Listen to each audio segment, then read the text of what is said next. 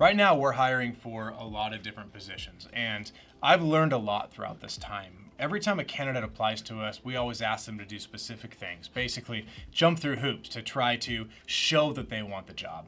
And as I've done this, I have learned so much about applicants, and I have learned so many things that drive me crazy with applicants that I'm saying, don't do this. On my post where I talked about never be jobless again, that's something I really want to expand on because there's so many people out there going through a tough time right now and they're trying to apply for jobs. I've got jobs open that will pay $100,000 a year, but we're not getting those quality applicants. So part of it is we can never find these applicants. We can never find them online.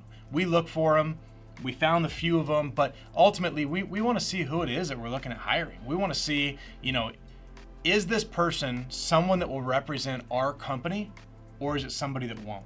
And that's something that's really important for us because we are face to face in a lot of situations. And we don't want somebody out there where the seller Googles this person and they find social media, shirtless pics and all these type of things out there. And if my potential future employer is watching this, bow down to Hercules!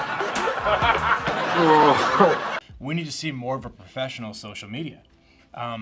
So you also have to make sure that you're building strong relationships. If we call you and try to talk to you about the job, don't say, what job is this? Do your research and find out what job it is. People ask us over the phone, could you explain the job description to me? I was like, all right, just hang up the phone. We're not doing this because if you don't know what job you applied for, then you obviously haven't done your research into the company to prove that company that you want to work there. Mastering a relevant skill. If you're off work right now, don't use this time to sit there and watch Netflix. Use this time to go on YouTube and learn something. Learn something that will help you get another job. If you're applying to a specific company, learn all about that company.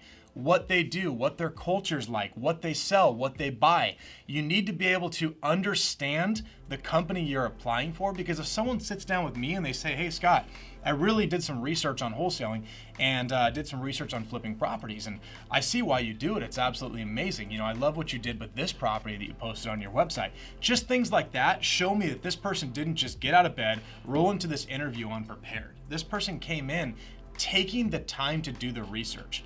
And what that shows me as an employer is that this person's gonna take the time to do things outside of work when needed. They go the extra mile on that. So that is something you definitely need to do. Network, network, network. Make sure you're doing everything you can to get in touch with these people. If you come to an interview, you better send a thank you email afterwards. You better send something saying, hey, thank you for your time. I really appreciate it. And I love how we talked about this during the interview, and this really lights a fire under me, and I would love to be a part of your team.